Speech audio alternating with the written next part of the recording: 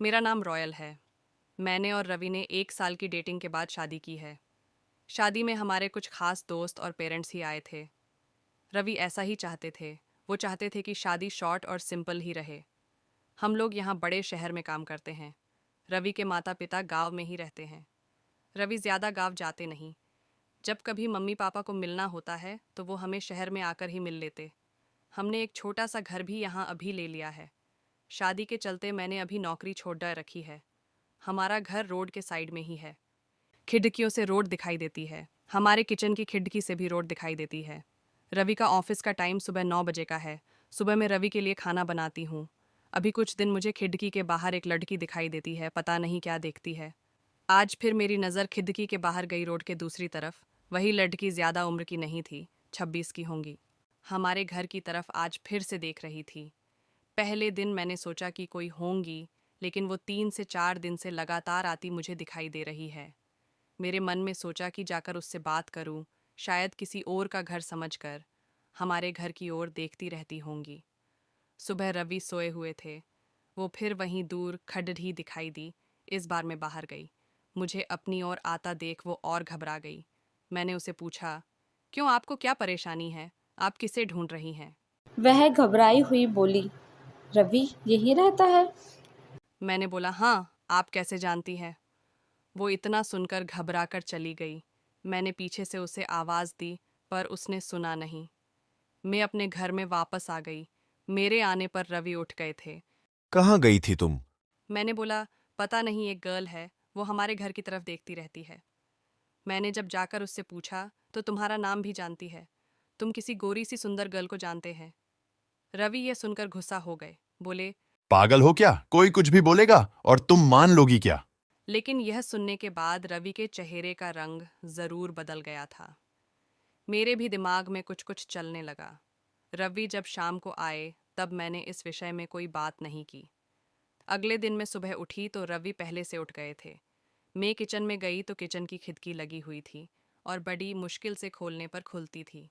मैं कोशिश कर रही थी, लेकिन ऊपर वाली कुंडी मुझसे नहीं खुली।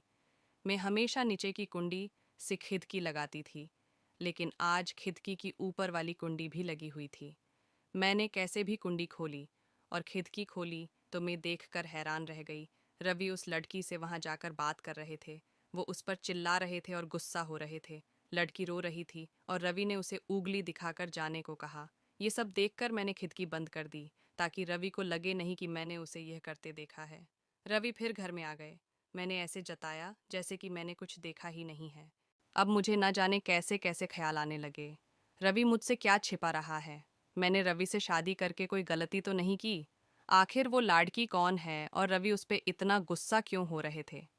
रवि के जाने के बाद मैंने रवि के सारे दोस्तों को, जिन्हें मैं भी जानती थी, उन्हें फ़ोन किया, लेकिन किसी को भी उस लाड़की के बारे में नहीं पता था। मेरी समझ में नहीं आ रहा था कि क्या हो रहा है। रवि से पूछना चाहती थी, लेकिन मुझे पता था कि वो झूठ ही बोलेगा। उसके बाद मैंने उस लाड़की को घर के आसपास नहीं देखा। यह सब सोचते सोचते मेरी तबीयत बिगड़ने लगी।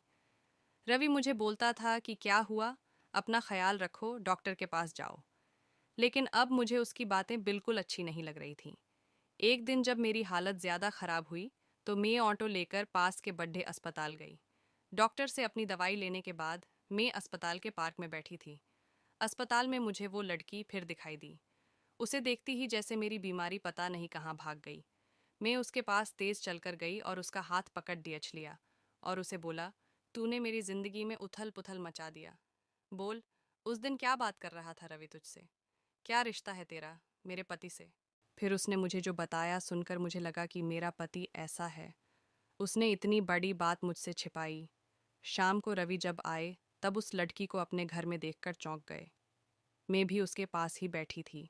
रवि उसकी तरफ देखकर बोले कि अच्छा, तो तूने इसे सब बता दिया?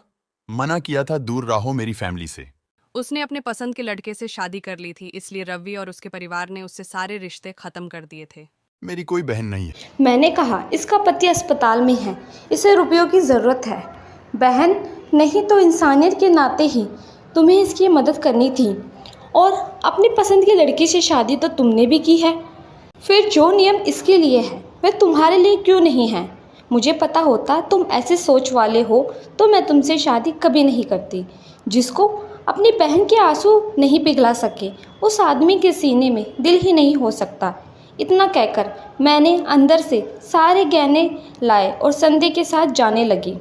हमें जाते देख रवि फूट फूट कर रोने लगा। संध्या भी उन्हें देख रोने लगी। रोते हुए रवि बोले, इसे हमने बहुत प्यार दिया था, पापा ने, मम्मी ने, मैंने रानी बना कर रखा था इसे, और यह ऐसे ही एक दिन बिना बताए घर से चली गई। हमारा प्यार तूने नहीं देखा, इसके लिए मैं रात भर रोया। सोचा कहाँ होगी, कैसी होगी मेरी बहन। तब इसे भाई और पापा की याद नहीं आई। अरे मुझसे कहती तुझे क्या करना है, ऐसे ही चली गई थी ना, अब क्यों आई है। बहन भी बोली, भैया मुझे लगा आप लोग नहीं मानेंगे। उन दोनों भाई बहन को रोते देख मेरी आंखें भी भर आई, पर आंसू के साथ जैसे सारे गिले शिकवे खत्म हो गए।